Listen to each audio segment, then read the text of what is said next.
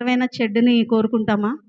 కోరుకోం. కానీ బైబిల్ గ్రంథంలో చాలా చోట్ల మంచిది, మంచిది, మంచి పని, మంచి కార్యాలు అని అలా చాలా చాలా చాలా వాక్యాలు రాసి ఉన్నప్పటికీ కూడా మరి ఈ దినమును నేను తీసుకున్న కొన్ని మాటల్ని మీ ముందు పెట్టాలని నేను ఆశపడుతున్నాను. మనం మంచిగా ఉండడానికి ప్రయత్నం చేద్దాం. మంచిగా వాక్యాన్ని వినడానికి ప్రయత్నం చేద్దాం. వింటున్నామా అండి? పిల్లలతో ఆడొద్దు దయచేసి. ఎవరు బైబిల్ గ్రంథాలు తీద్దామండి అందరం. కీర్తనల గ్రంథము 37వ కీర్తన.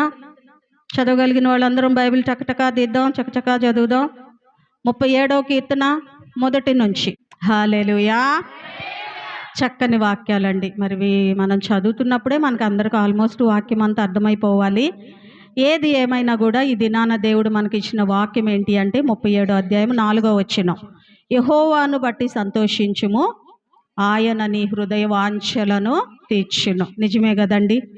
దేవునిలో మనం ఎప్పుడైతే కంప్లీట్గా ఆయన మీద ఆధారపడతామో, ఎప్పుడైనా ఆయనలో మనము సంతోషించాలంటండి. ఈ లోకంలో చాలా విషయాల్లో మనం సంతోషపడతామండి. మరి మనకి నచ్చినట్టుగా ఉన్నప్పుడు సంతోషపడతాం, మనకు నచ్చినవి కొనిచ్చినప్పుడు సంతోషపడతాం, మనకు నచ్చినవి తిన్నప్పుడు మనం సంతోషపడతాం, లేదో అవతల వాళ్ళు మనకు నచ్చినట్టు ఉన్నప్పుడు సంతోషపడతాం. కానీ ఈ సంతోషాలు కాదు. కానీ మనకు కావాల్సింది ఏంటంటే యెహోవాను బట్టి మనము సంతోషించాలంట. ఆయన మన హృదయ వాంఛలను, మన కోరికలను, మన ఆశలను ఆయన తీరుస్తాను అంటున్నాడు. ఎంతమందికి తీర్చబడుతున్నాయండి మన కోరికలన్నీ? తీరుస్తున్నాడు కదా. మనం అడగక ముందే మన అక్కర్లు ఎరిగిన దేవుడు. నీకేది కావాలో ఆయనకి తెలుసు, నాకేది కావాలో ఆయనకి తెలుసు, దీవెనకి ఏది కావాలో తెలుసు, షారాకి ఏది కావాలో తెలుసు, కీర్తనంకి ఏది కావాలో తెలుసు. మనకి ఏదేది కావాలో ఆయనకి తెలుసండి ఖచ్చితంగా. నువ్వు అడిగినా అడగకపోయినా ఆయన ఇచ్చే దేవుడే. కానీ నువ్వు అడగాలి అని దేవుడు ఆశపడుతున్నాడు. అడిగితే ఇద్దామని ఆయన చూస్తున్నాడు. కొన్నిసార్లు మనం అడగలేకపోతామండి, ఇచ్చినా కూడా తీసుకోలేకపోతామండి, రిసీవ్ చేసుకోలేకపోతాం. ఆయన ఇవ్వడానికి రెడీగా ఉన్నాడు అక్కడ. కానీ మనం తీసుకున్న అర్హత కూడా మనము కలిగి ఉండాలన్నమాట ఆయన దగ్గర నుంచి మనం పొందుకోవడానికి.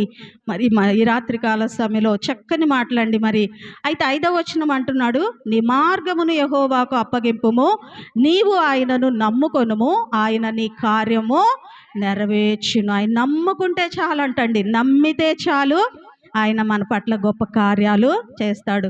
ఎప్పుడు కూడా దేవుడు మనల్ని సిగ్గుపరచనివ్వడండి. పాట ఉంటుంది కదా, సిగ్గుపరిచే దేవుడు మన దేవుడు కాదండి.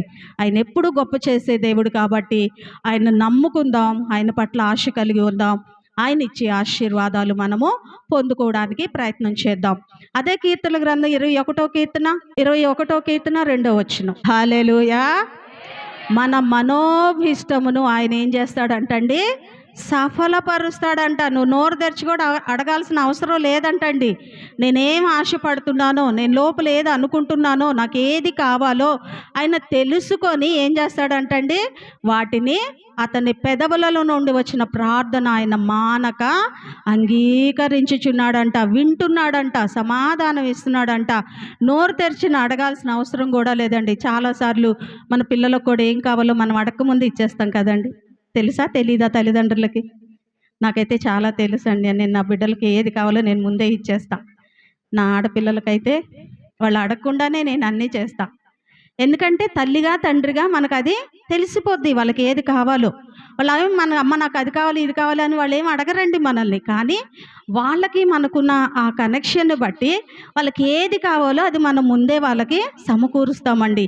అలాగే నిన్ను నన్ను ఆయన తన చేతులతో చేశాడంటండి. మట్టితో చేసి మనకు ఆయన నాసిక రంధ్రాల్లో ఆయన జీవాత్మను ఊదాడంట. మన మీద ఎవరికి ఉందండి అధికారం? ఆయనకు మాత్రమే ఉందండి. హల్లెలూయా. ఆయన మాత్రమే మన పట్ల గొప్ప కార్యాలు చేయగలుగుతాడు. కాబట్టి ఈ రాత్రి కాల సమయంలో వాక్యం వైపు మాత్రం మనం చూద్దామండి. మన పెదవులలో నుండి వచ్చిన ప్రార్థన ఆయన మానక అంగీకరించే దేవుడు. కాబట్టి అడుగుదామండి, ఇంకా అడుగుదాం. చాలాసార్లు వాక్యము మరి మన పట్ల ఏదన్నా కార్యం జరగనప్పుడు కొంచెం నిరాశ ఉంటుందండి మనలో. కానీ దేవుడు అంటున్నాడు, నా దగ్గరకు వచ్చి మీరు యాచించండి అంటున్నాడు, అడుక్కోండి అంటున్నాడండి. యాచించడం అంటే అడుక్కోవాలంట. అడిగిందే మళ్ళీ పదే అదే మనం దేవుని దగ్గర అడిగి పొందుకునే వరకు కూడా మనం అడగాలని దేవుడి రాత్రికాల సమయంలో నీతో నాతోనే మాట్లాడుతున్నాడు. అదే కీర్తన గ్రంథం 145వ కీర్తన 145 కీర్తన 18, 19 వచనాలు ఒకసారి చదువుకుందామండి. 148, 5, 140. హల్లెలూయా. తనకు మొర్రపెట్టు వారికి అందరికీ తనకి నిజముగా మొర్రపెట్టడం వేరు, నిజంగా మొరపెట్టడం వేరు. రెండు చాలా డిఫరెంట్గా అక్కడ క్లియర్గా రాసి పెట్టాడండి. నువ్వు అడగడం వేరు, గట్టిగా బ్రతిమలాడి అడగడం వేరు కదండి. మనకు కావాల్సింది ఏదైనా ఉందనుకోండి 10 సార్లు అడుగుతాం. ఒకవేళ భర్త ఏదైనా కొనిచ్చాలనుకోండి మంచిగా అడుగుతాం వాళ్ళని. ఎలా అంటే ఇంక వాళ్ళు ఎలాగైనా కొనిచ్చేయాలి కాబట్టి మనం ఎన్ని రకాలుగా ప్రయత్నం చేయాలో అన్ని రకాలుగా చేస్తాం. అలాగే దేవుడి దగ్గర కూడా మనము ఎన్ని రకాలుగా ఆయన ఒప్పించగలుగుతామో అంతగా మనం దేవుని సన్నిధిలో అడిగి మనము పొందుకోవాలని దేవుడి రాత్రికాల సమయంలో నీతో నాతోనే మాట్లాడుతున్నాడండి. అందుకే అంటున్నాడు, తనకు మొర్రపెట్టు వారికి అందరికీ, తనకు నిజముగా మొర్రపెట్టు వారికి అందరికీ యెహోవా సమీపంగా ఉన్నాడంటండి. మన పక్కనే యేసయ్య ఉన్నాడు అని ఎంతమంది నమ్ముతున్నామండి? హల్లెలూయా. నీ కుడి ప్రక్కన, నీ ఎడమ ప్రక్కన, నీ వెనక, నీ ముందు, చుట్టూ ఆయన ఆవరించి ఉంటాడంటండి. ఇంకా ఎవడికి అక్కడ అధికారమో లేదండి. నువ్వు దేవుణ్ణి కలిగి ఉండకపోతే ఎవడుంటాడండి? గట్టిగా ఇంకా బలంగా ఉంటాడు. యేసయ్య కొంచెం రిక్వెస్ట్గా అటు ఇటు ఉంటాడేమో కానీ వాడు మాత్రం పట్టేసుకొని కూర్చుంటాడు అనమాట, మనల్ని అటు ఇటు కదలకుండా. ఎప్పుడు కూడా మనం దేవుని ఆధ్వర్యంలో, దేవునికి సమీపంగా ఉండి ఆయన యొక్క చిత్తములో మనం ముందుకు వెళ్ళాలని దేవుడు నీతో నాతో మాట్లాడుతున్నాడు. 19వ వచనంలో అంటున్నాడు, తన యందు భయభక్తులు గల వారి కోరిక ఆయన నెరవేర్చును, వారి మొర్ర ఆలకించి వారిని రక్షించును. భయము భక్తి మనం కలిగి ఉన్నప్పుడు మన కోరికలు ఏమున్నాయో ఆయన తీరుస్తాడంటండి. కోరిక అంటే లోపల ఉంటుంది కదండి, అది బయటకు అడిగేది కోరికలు కాదు. మన లోపల కొన్ని ఉంటాయి, మనం బయటికి అడగలేనివి కొన్ని ఉంటాయి. వాటిని కూడా దేవుడు ఏం చేస్తాడంటండి? తీరుస్తాడంట. కాబట్టి మనల్ని ఎరిగిన దేవుడు, మన పక్షాన ఉన్న దేవుడు, మన మంచి దేవుడు ఈ రాత్రికాల సమయంలో దేవుడు నీ పట్ల నా పట్ల ఇంకా ఆయన కృప చూపించాలని కోరుకుంటూ అదే కీర్తనల గ్రంథం 55వ కీర్తన 22వ వచనాన్ని ఒకసారి చదువుకుందామండి. హల్లెలూయా, హల్లెలూయా, హల్లెలూయా. దేవుని నామానికి మహిమ కలుగును గాక. నీ భారము యెహోవా మీద మోపుము, ఆయనే నిన్ను ఆదుకొనును. నీతిమంతులను ఆయన ఎన్నడూ కూడా కదలనీయడంటండి, స్థిరంగా ఉంచుతాడంట. మనం అటు ఇటు పడిపోవడానికి అవకాశమే ఉండదండి. ఎప్పుడైతే మన భారం అంతా మనం దేవుని మీద వేసి, అయ్యా నేను కాదు నాయన, నేనేం చేయలేని దాన్ని, నా ఆలోచనలు నా తలంపులు అన్నీ వ్యర్థమయ్యా అని మనం ఎప్పుడైతే దేవుని సన్నిధిలో ఆయన మీద మన భారాన్ని మోపుతామో అప్పుడు దేవుడు నీ పడల ఒక మరి ఆలోచన కలిగి ఉంటాడండి. ఆలోచిస్తాడు నీ గురించి. నిజమే కదా, నా బిడ్డ నా వైపే చూస్తుంది, ఎవరిని నమ్మట్లేదు, మనుషుల వైపు చూడలేదు అని దేవుడు ఒక ప్రత్యేకమైన రీతిలో అని నిన్ను జ్ఞాపకం చేసుకోవడానికి ఈ రాత్రికాల సమయంలో సహాయం చేయాలని కోరుకుంటూ చివరిగా ఒక మాటను జ్ఞాపకం చేసి నేను వాక్యాన్ని ముగిస్తానండి. 1 పేతురు పత్రిక 5వ అధ్యాయము, పేతురు రాసిన 1 పత్రిక 5వ అధ్యాయము 18, 19 వచనాలు చదువుకుందామండి. లేవా? 7, 8 వచనాలు చదువుకుందాం. ఆయన మిమ్మను గూర్చి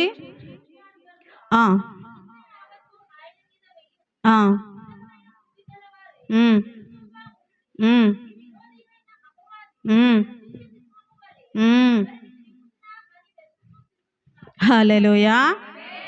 ఆయన మిమ్మను గూర్చి చింతించుచున్నాడు కనుక మీ చింత యావత్ ఎవరి మీద వేయాలంటండి? మనం నాకు కష్టం వచ్చింది అనుకోండి, నేను గబగబా వెళ్ళి సరోజనం గారి దగ్గరికి వెళ్ళి చెప్పుకోకూడదు.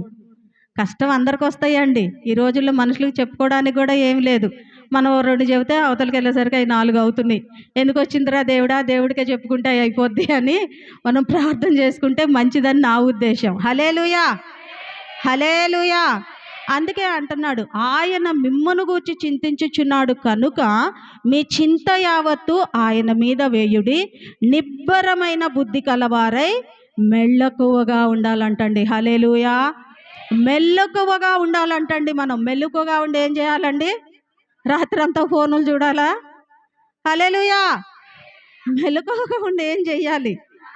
ప్రార్థన చేయాలంటండి మనం. అంతేగాని నీకెప్పుడు మెలుకువ వస్తే అప్పుడు నువ్వు ఫోనులు చూసుకుంటే దానివల్ల మనకేం లేదు, దేవుడికి కూడా సంతోషమేమీ ఉండదండి. చాలామంది ఈ రోజుల్లో సమయం అంతా దానికోసం పెట్టేస్తున్నారు. కాబట్టి మనం చేయాల్సింది ఏంటి అంటే, దేవుణ్ణి మనం నమ్మామండి, మనం అనేక మందిని రక్షించాలి, మన ప్రార్థన అనేక మంది దగ్గరికి వెళ్ళాలి అంటే మనం ఏం చేయాలండి? ప్రార్థనే చేయాలండి. ప్రార్థన ప్రార్థన ప్రార్థన. నీకెప్పుడు మెలకువ వస్తే అప్పుడు కూర్చోండి, దేవుని సన్నిధి కోసం ప్రార్థన చేయండి. నశించిపోతున్న బిడ్డలను ఎత్తిపట్టుకోండి. నీ ఇరుగు పొరుగు వారి కోసం జ్ఞాపకం చేసుకోండి. మీ బంధువుల్ని, మీ స్నేహితుల్ని జ్ఞాపకం చేసుకోండి.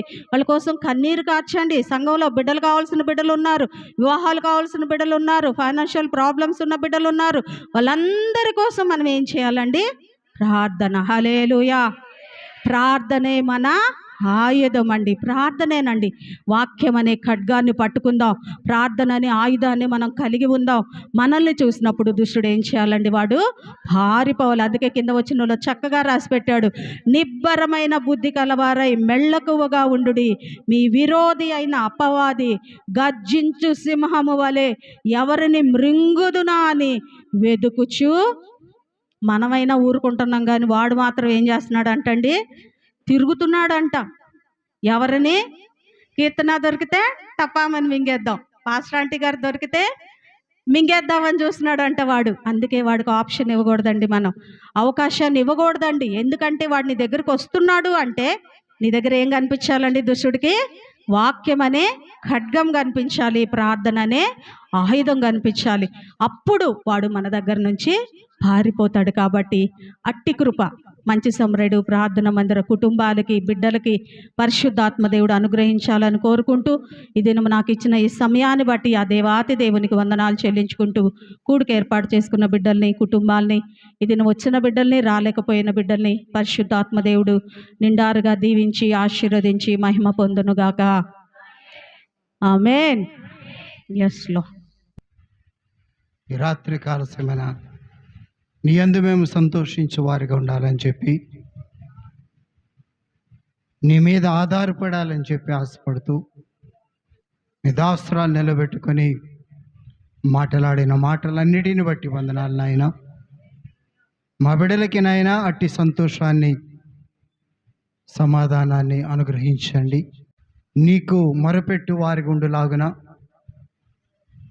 సహాయం దయచేయండి నాయన.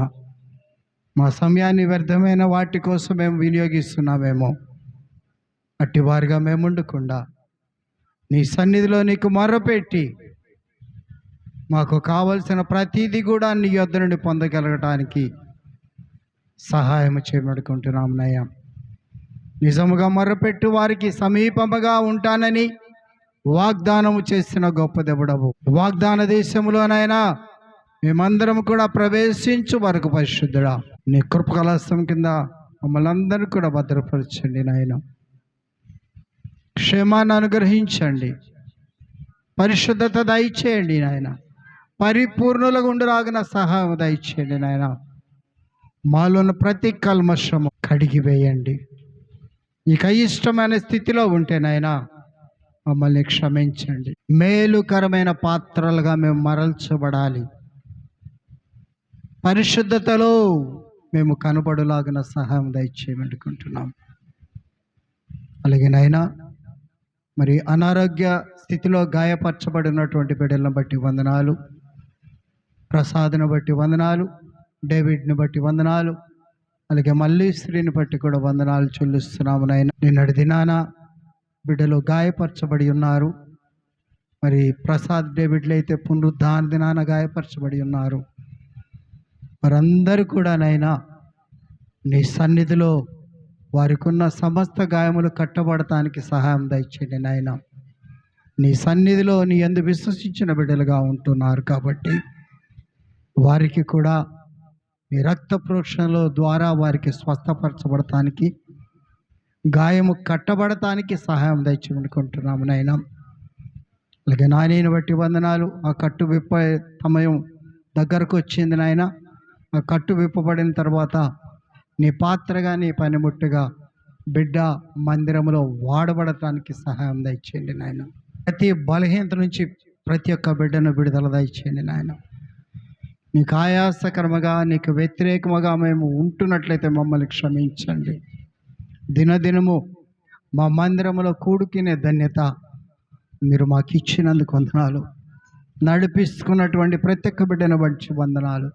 వారి హృదయ వాంఛలు, వారి హృదయ ఆలోచనలు, వారి ప్రవర్తన, వారి నడవడి ఎరిగిన గొప్ప దేవుడు కాబట్టి పరిశుద్ధుడా, ఇది నానా ప్రత్యేకంగా బిడ్డలందరినీ కూడా ఆదరించి, ధైర్యపరిచి, ఓదార్చి, సంతోష సమాధానాలతో వర్ధిల్లగలటానికి మీరు కృప చూపునడుకుంటున్నాము నాయన. ఇది నా కూడిక ఏర్పరచుకున్న సునీత కుటుంబాన్ని బట్టి వందనాలు. ప్రేమించి ఇచ్చినటువంటి కుమార్తెలు ముగ్గురిని బట్టి వందనాలు నాయన. యవన ప్రేమలో ఉంటున్నారు నాయన. వారి చుట్టూ నీ కంచె కావలుగా ఉంచండి. నీ పరిశుద్ధాత్మను కంచెగా వారికి వేయండి నాయన. వారి ఆలోచనలు స్థిరపరచండి. వారి ప్రవర్తన, వారి నడవడి నీకు ఇష్టమైన రీతిలో ఉండటానికి సహాయం తెచ్చండి నాయన. తల్లిగా బిడ్డల పట్ల ఏది ఆశపడుతుందో నాయన, తల్లి ఆశలు నెరవేర్చబడటానికి, తల్లికి సహకరించే బిడ్డలుగా ఉండటానికి మీరు సహాయం తెచ్చండి నాయన. అలాగే ప్రేమించి ఇచ్చిన కుమారుని బట్టి వందనాలు. ఆ బిడ్డకి నాయన మరి తగిన జ్ఞానాన్ని అనుగ్రహించండి నాయన. ఒకనొక దినాన నా కుమారుడు ఈ స్థితిలో ఉన్నాడని గర్వించే స్థితిని తల్లికి అనుగ్రహించమనుకుంటున్నాము నాయన. రాత్రి కాలసములు కూడి వచ్చిన బిడ్డలందరినీ బట్టి వందనాలు. వారి హృదయ ఆలోచనలు ఎరిగిన గొప్ప దేవుడవు. అవన్నీ కూడా నెరవేర్చబడతాయి. ఇంకొకసారి బిడ్డలందరినీ మీరు జ్ఞాపకం చేసుకోండి నాయన. మీరు జ్ఞాపకం చేసుకుంటే మాకు మేలులు కలుగుతాయి నాయన. కాబట్టి అట్టి మేలులతో మేము తృప్తిపరచబడి నీ సన్నిధిలో నిందారహితులుగా కనపడి మా జీవితాలకు, మా కుటుంబాలకు, మా సంఘానికి కావాల్సిన ప్రతి ఒక్క ధన్యత మీరు అనుగ్రహిస్తారని చెప్పి నమ్ముచ్చు. యేసుక్రీస్తు అతి పరిశుద్ధ నామమున కొనియాడి వేడుకొంచున్నాను మా ప్రియ పరలోకపు తండ్రి.